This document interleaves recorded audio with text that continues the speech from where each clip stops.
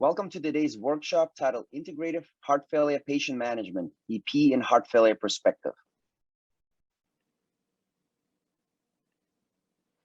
My name is Murad Fujima. I'm an advanced heart failure specialist at Duke University Medical Center. I currently serve as a medical director for the Heart Failure Research Unit and the director of the Heart Failure Remote Monitoring Clinic. Tonight, I'll be both a moderator and a presenter, and I'm joined by my esteemed colleagues from Duke. This is Dr. Camille Frazier-Mills, who is an electrophysiologist and also completed an advanced heart failure training in heart failure and transplant. She presently serves as a medical director for Duke Cardiac Electrophysiology Clinic, Device Clinics, and is the director of the Duke Syncope and Dysautonomia Clinic. I'm also joined by Adrian Hernandez, who is the Vice Dean and Executive Director of the Duke Clinical Research Institute. He also is an advanced heart failure provider and an internationally recognized leader in clinical research, ranging from health services research to policy research and clinical trials. I'll start off the session, which will review the current landscape in heart failure remote patient monitoring and how HeartLogic drives integrated clinical management. This will be followed by a discussion of the clinical continuum, including foundational MultiSENSE data and the recently completed and presented MANAGE-HF Phase 1 data, which highlights how HeartLogic can be safely integrated into clinical practice. Our team will share their experiences collaborating to implement HeartLogic in our clinical practice and demonstrate through case studies the value for integrated care. Yeah, my disclosures.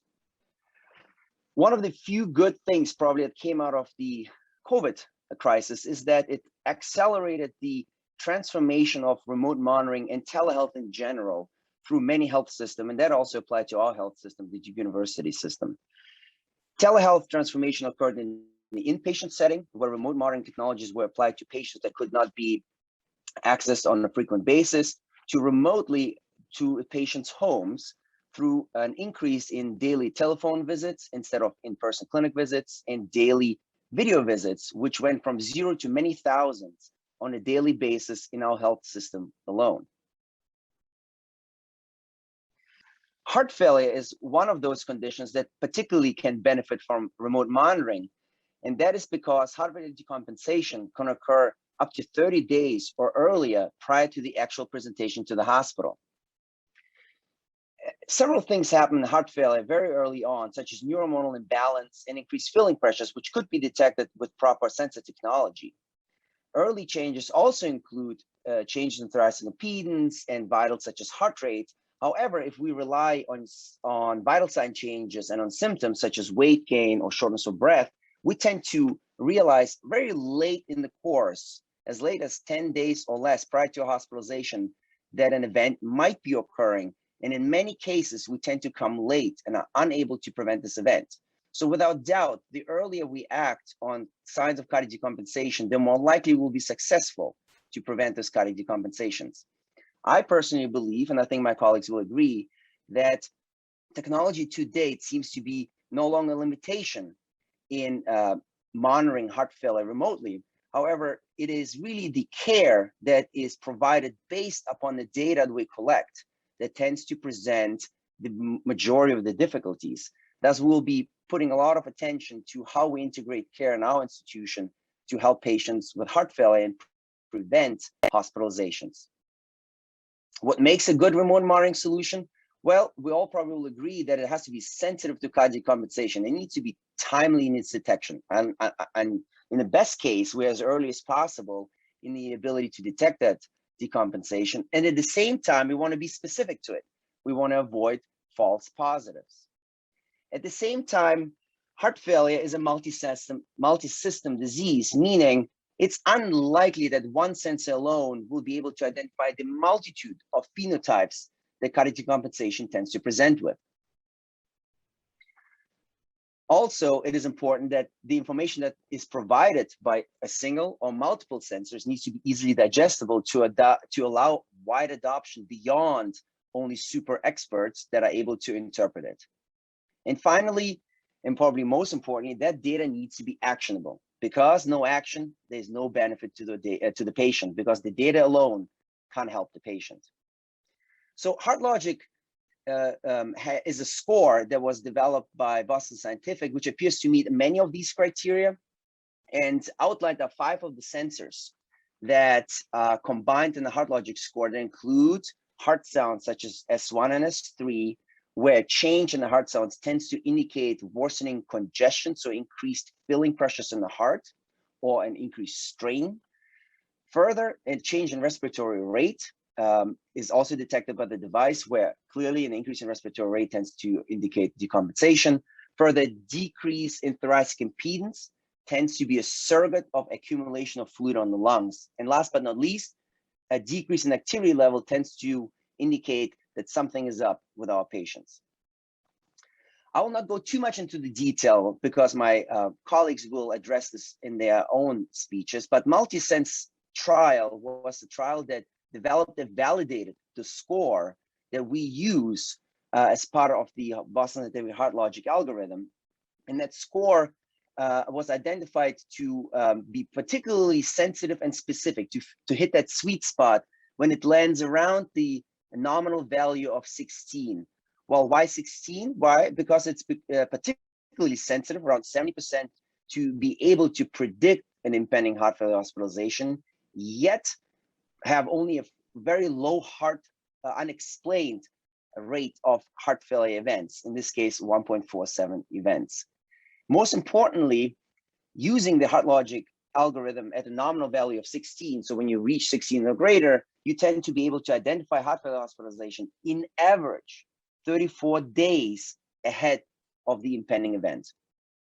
Last but not least, just to provide me with some important data, what the significance of a HeartLogic event is, an elevated HeartLogic score above 16 tends to identify an impending hospitalization at a 10 times higher rate than when a patient would be out of HeartLogic alert. And when combined with additional biomarkers such as NT-proBNP, which is very well established in heart failure, that heart failure hospitalization risk tends to increase 50-fold. So this just as an intro for what's to come next, and I would like to hand off to Dr. Camille Frazier-Mills. Thank you, Murad. As Murad said, I'm one of the electrophysiologists here at Duke, and I did training also in advanced heart failure. So one of my passions is looking at the diagnostics from our implanted devices and helping the manage of the heart failure patient with my colleagues, Dr. Fujima and then Hernandez. Here are my disclosures. So as he described, that heart failure is a major problem. We have greater than 900,000 hospitalizations per year, and we spend billions of dollars annually, with nearly 18 billion related to hospitalizations. The in-hospital mortality remains high at 4%, and the 30-day mortality remains close to 10%. And despite many measures, our hospitalization rate for heart failure remains elevated. So as we put in devices for patients who have heart failure, particularly with low ejection fraction, is there information that we can gather from our devices which can help our heart failure colleagues manage their heart failure better and hopefully keep the patients out of the hospital and thereby reducing some of the cost and mortality associated with it? So over the years, there's been many variables that have been looked at, and beginning with heart rate variability, which is measured in many of the different devices from their SDN or from their footprints. Activity log is another variable that's been studied and shows that as long as the patients are remaining active, then they tend to do well. But as their activity decreases, their hazard ratio of death or poor outcomes actually goes up. Looking at their thoracic impedance, which was measured in earlier devices, showed that as their thoracic impedance decreased, then their fluid volume was increasing. And so that there's a direct correlation or indirect relationship between thoracic impedance and fluid, which was documented using PA catheters. And then now we have more relevant or more recent data looking at heart sounds and using more of a combined endpoint and showing that as we see changes in these multi-sensor modalities, that also portends to worsening heart failure status. One that I like to spend a little bit of time on is heart rate variability, and that really understanding how someone is doing with their beat-to-beat variability and heart rate helps us understand overall status of the patient. And so in the top picture here, we see that the footprint is relatively narrow, whereas in the bottom picture, we see that the footprint is really wide. And what you'd like to see for patients who have heart failure, who are doing well, is that their footprint remains pretty wide. This will become more relevant in later slides. So more recently, the MultiSENSE study came out, and it looked at using really this composite index called HeartLogic in detecting heart failure exacerbations. And I think that this is a really nice and unique way of doing it, where you truly are combining all of these different sensors and understanding what's going on with your patient. As Murad said, no one particular sensor alone should stand out, and it really should be a composite score, composite endpoint, in order to show how your patient is doing. So the presence of the S1 or an S3 that's more prominent, again, would be a marker that the patient isn't doing as well. As the respiratory rate increases, again, would indicate that the patient is not doing as well. As the thoracic impedance decreases, it's showing accumulation of fluid. And again, as their activity level further declines, then the patient isn't doing as well. So I would like to go through a couple of cases which we highlight from their device interrogations, which really help us understand what's going on with our patients. So this is a 59-year-old male who has mixed ischemic and non-ischemic cardiomyopathy. His EF was 20%. He underwent a CRTD, and he initially had improvement in his ejection fraction up to kind of the 35 to 40% range. He was doing well and been followed in clinic. But then he had further decline, and then he had an MI about 4 months ago. And following that MI, he had an ejection fraction of about 25%. He was contacted because he had an ICD discharge. So this is what we saw when we saw his report. And as you can see here, he went into VT or VF, which then he initially got ATP for, that did not do anything. He got another round here, it didn't do anything. And then he's in VF, fine VF here. He then is shocked, and he has restoration of a paced rhythm. When you look at his HeartLogic, you learn a little bit more about the patient, and that he's really been struggling lately. And we can see here is where he had his initial hospitalization with his MI. And then he was in the hospital again around this point, and then here. And then he was nicely diuresed and was doing better. But then as you see here, he's starting to go back up. And so the patient shows you through his diagnostics that how he's doing or how he's not doing, or how well he's not doing. And then as we look at that more directly for each of the variables, we can see he's having, again, a rise in his S3, a decline in his S1. His thoracic impedance, again, is dropping, suggesting fluid accumulation, and his respiratory rate is starting to climb. His activity level, demonstrated here, remains pretty low throughout the time. And then looking at his heart rate variability, again, it's not at the lowest set, but it's still declining. Looking at his heart failure diagnostics from heart rate variability before his MI compared to where he is now, again, you see narrowing of his heart rate fluctuations, suggesting that he's not doing as well and portends a worse prognosis. So because he was shocked and had VF, which was really fine and looked bad, he was hospitalized and he was diuresed and he was begun on amiodarone. And now that he has had 2 separate hospital heart failurizations since his MI and his EF was declining, he was referred for advanced heart failure consideration.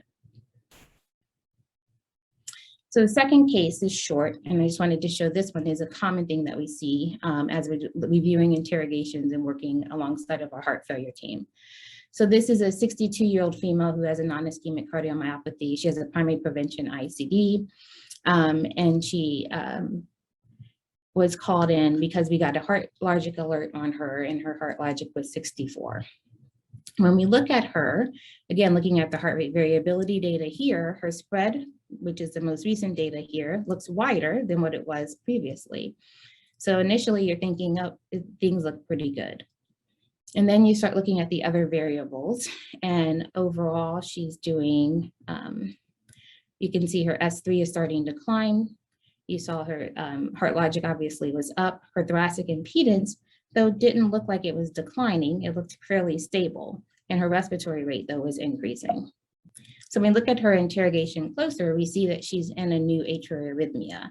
And looking over here to look at the onset of it, you see she started going right abruptly here, and this correlates with the timing of the onset of her heart failure symptoms. And so the main problem here is that she's now in a flutter, and with a controlled ventricular rate with it, but she's in a flutter, and that's leading to her decompensation. So she has new onset AFib or flutter. She's been anticoagulated. Ultimately, she got cardioverted. She was on diuretics transiently, but did not require long-term diuretics. And then she remained improved and remained stable and stayed out of the hospital.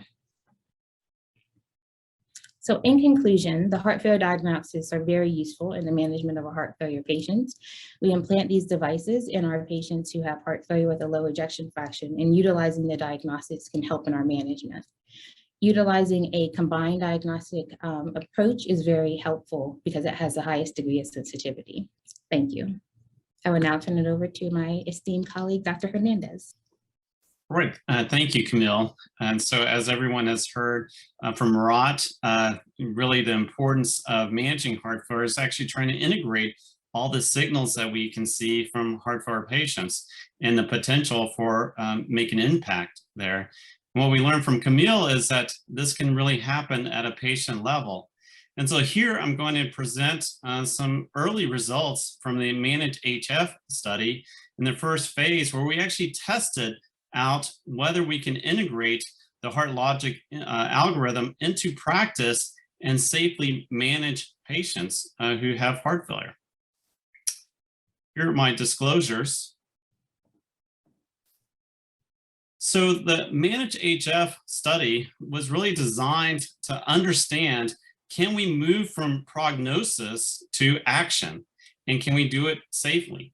So as we learned from Camille and Murad, that patients with heart failure and reduced ejection fraction have problems that are relapsing in a remitting disease. The case that Camille shared with us was very classic, that patients have heart failure and they will have worsening episodes of heart failure. And the question is whether early treatment changes may improve outcomes and help us manage heart failure patients more proactively. So the MANAGE-HF study objective was to assess whether the clinical integration and safety of the HeartLogic multi-sensor index and alerts could be done. And this was designed as a two-part study. The first phase is what I will share results here, which was a prospective non-randomized single-arm multi-center open label study, where we were aiming to enroll up to 200 participants and up to 50 sites in the US and Europe, where we could actually understand, can this be clinically integrated in terms of heart failure management? And what do we see when people are actually using the HeartLogic algorithm to manage heart failure patients?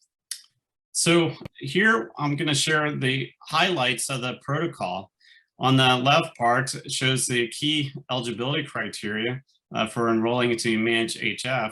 So patients had to have symptomatic heart failure or New York Heart Association class 2 or 3 at the time of enrollment, plus an enrichment factor. So they had to at least have one of the 3 following conditions, which included hospitalization for heart failure within the past 12 months, and then scheduled visit with IV diuretic treatment for acute worsening heart failure during 9 days prior to enrollment, or a prognostic marker with NT-proBNP or BNP levels are elevated and indicated a higher risk patient. We then enrolled patients into the MANAGE-HF protocol, and at baseline, we were able to understand what their baseline care was, and then really every 6 months have an assessment of how they're doing, but otherwise let clinical practice guide the management of these heart failure patients with HeartLogic integrated. So clinicians were trained on using HeartLogic and received reminders when patients had a HeartLogic alert, and then the management was guided based on the alert management guide so they could fit into practice. And an example of the alert management guide is on the right, and I'll give you some highlights here shortly. So overall, this alert management guide was developed in concert with clinicians who understand the management of heart failure and how we need to integrate multi-sensors into really managing heart failure patients in a proactive fashion. And so thinking about what are the triggers for heart failure, how should we manage those triggers when someone exceeds an alert and exceeds a nominal value of 16 and triggers an alert. So heart failure patients who are enrolled in managed HF, when they had an alert, the first assessment was understanding what may be going on clinically. Is there anything that shows us signs of something that's cardiac related, or are there other signs that are non-cardiac related? So that then it would guide what treatment would be done to prevent, hopefully, patients from having worsening heart failure and ultimately ending in the hospital. And so those initial treatments were started based on the alert management guide. We included escalation of treatment that either was existing or having pulse treatments such as decongestive therapies with diuretics to continue treatment until patients had resolving alerts. And if they did have a resolution of the alert, then we would maintain their treatment. And so an example is shown in the right where a patient has an escalation of treatments based on continuation of being in the alert zone or elevated HeartLogic alert. And so that includes increasing their diuretics, adding additional guideline-directed medical therapy, in addition, having more decongestive therapy such as metolazone. And so you can see that any patient can go along these trajectories, and once they have a resolution or declining HeartLogic alert, then they can either go back to their maintenance treatment or continue with their escalated guideline-directed management of their heart failure. And also it's important, and Camille's case has illustrated this, it's not only critical to evaluate what may be happening with their heart failure, but also understanding any issues with their rhythm management or non-cardiac issues as well. So this shows the baseline characteristics of the managed HF population. So 191 were ultimately enrolled. You can see here, based on the demographics, they fit the typical heart failure study profile with a mean age of 67. And because of how common ischemic heart disease, about 68% were men. We can see that approximately 19% were non-white. And you look at the medical history here, you can see it's a good mix of patients that we typically see in clinic with ischemic heart disease, dilated cardiomyopathy, as well as other comorbid conditions such as COPD, pulmonary hypertension, and vascular disease. These were sick patients. The mean EF was 25, and the median NT-proBNP level was 1,500. Patients had chronic kidney disease commonly, and you can see the mean creatinine here, 1.3. And in background at baseline, they were on good medical therapy with loop diuretics, an ACE or ARB or ARNI, as well as MRA and beta blockers at high rates that's comparable to what we see with usual practice or great practice that we see in heart failure care now.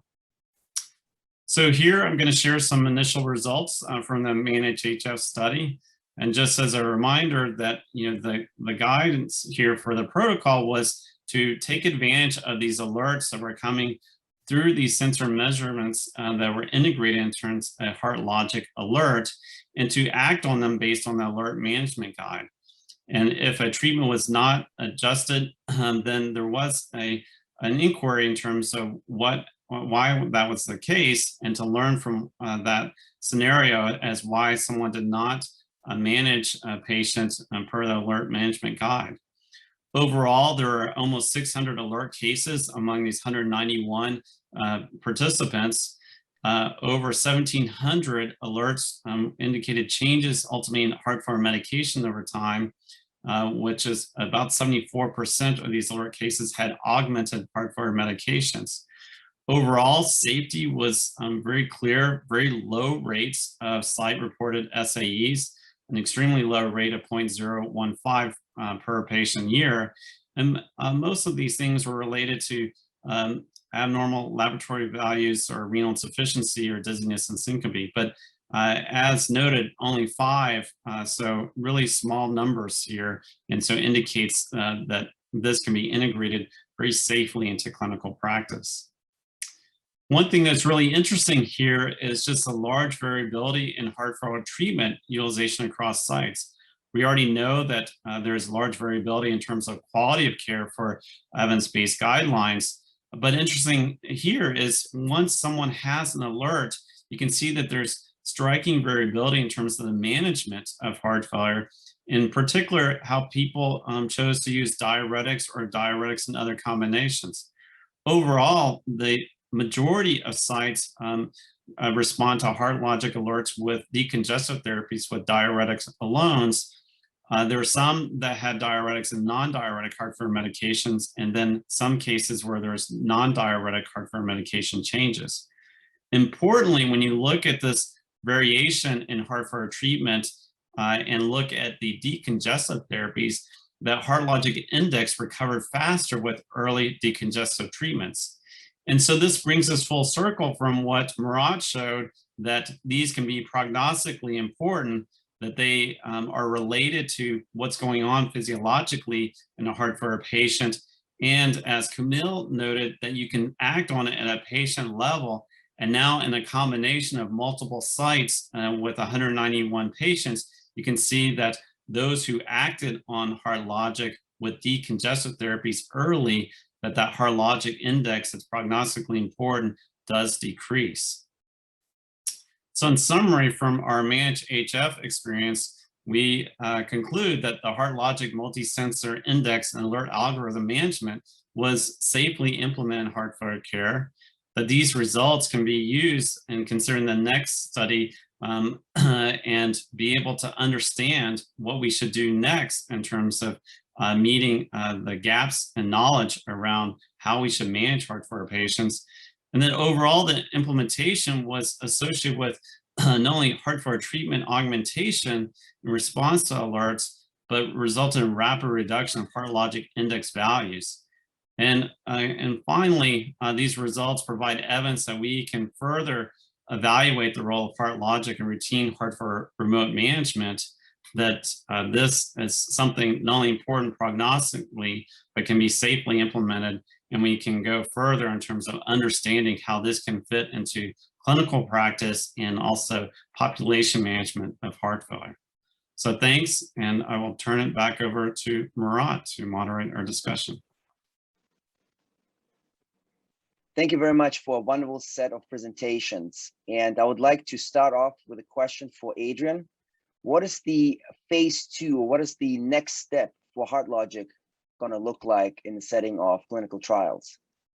Yeah, so the data I just shared is actually hot off the press, and so we're still digesting the phase 1 data to understand what's the potential impact for other heart failure outcomes. And so as we do that, we'll learn more about what should be modified, including any modifications that would help guide the use of HeartLogic with the alert management guide. The second thing, there's also other data that's coming out regarding HeartLogic and how it's being used in the real world settings. And so the combination of that will help us inform what's the next phase for managed HF and what questions we can help answer in that next phase. Wonderful. And Camille, in your experience, how do you integrate heart failure care in your daily EP practice? That's a good question. I think we use it that when we have our nurses who do our first round of reads from our remote monitors, then that data then comes to the attending who's going to review the data and sign off on the report. And then we work closely with yourself and letting you know when there's someone that we're concerned about from their heart failure diagnostics.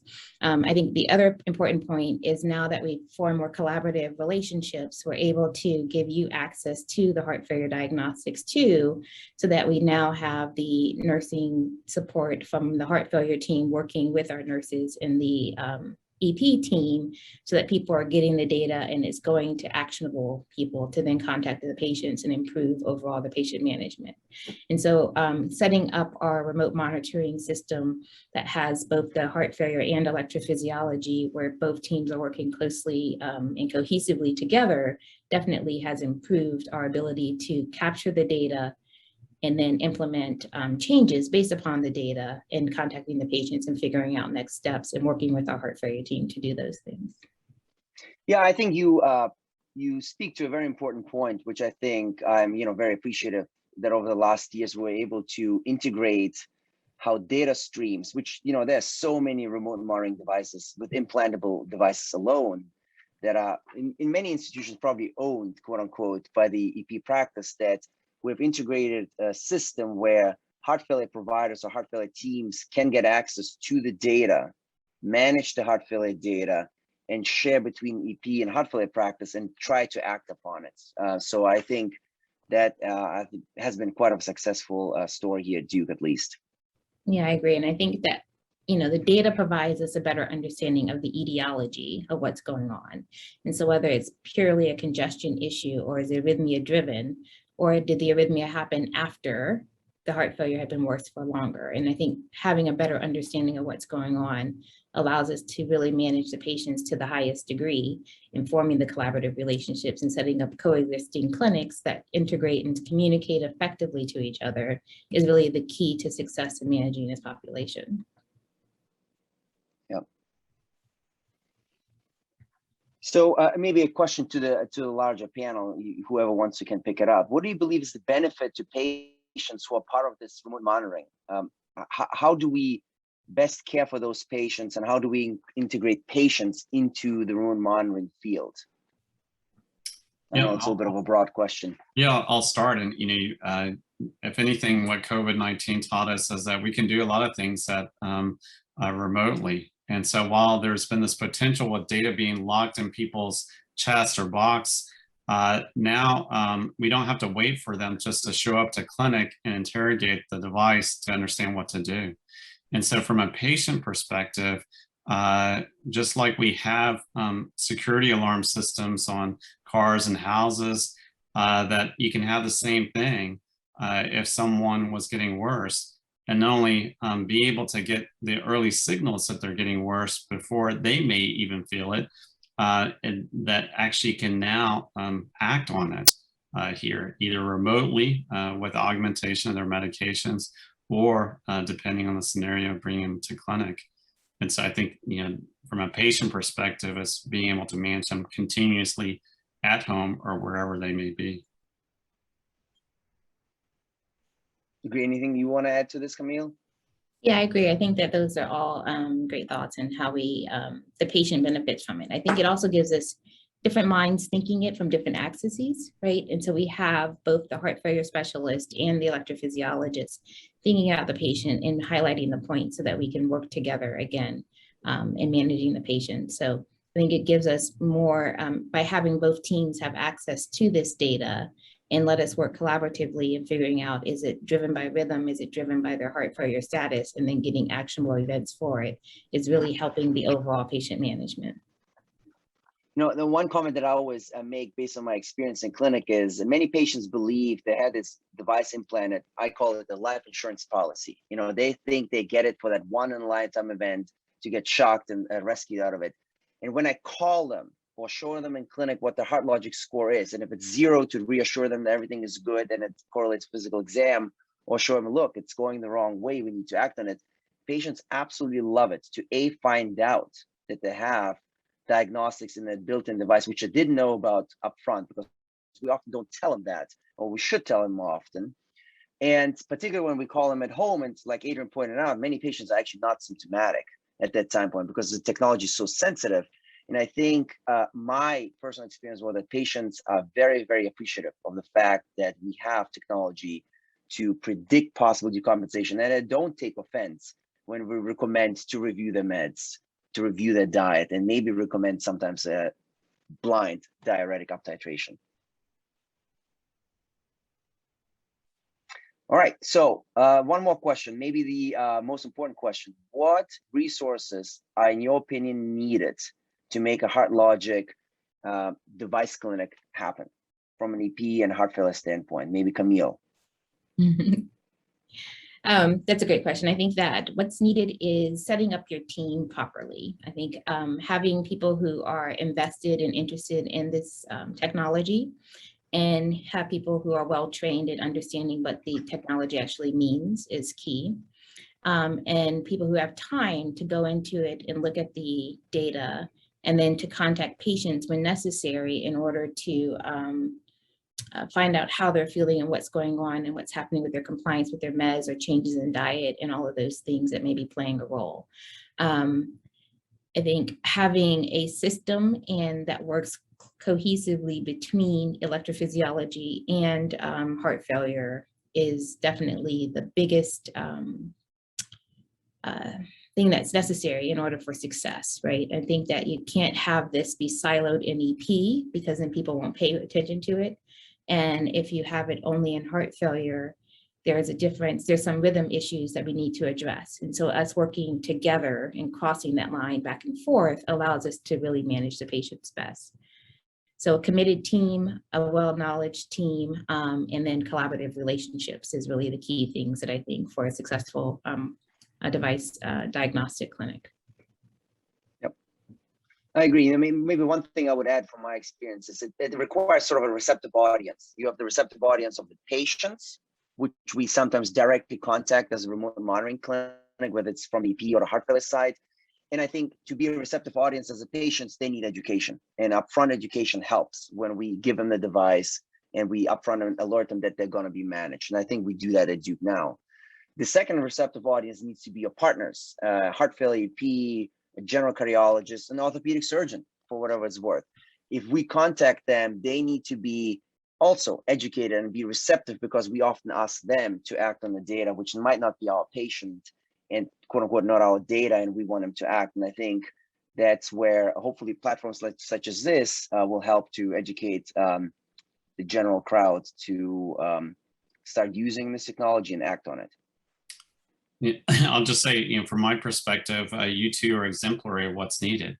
So a collaborative team that's committed to patient care, and importantly, great communication and action. If you were to describe other scenarios and say like, hey, we have an alert where there may be a car wreck, would someone ignore it? It's interesting, you see the behavioral economics, a lot of times people explain away different issues that come up with an alert, for instance, but recognizing that this is sensitive technology indicates something is getting worse. And so it's better to act and try to improve their heart failure management and hopefully prevent something that can be worse. Well, there was a great way to round this up. I think unless there are any other points, we probably can close the session. I thank you very much for your time and have a good night.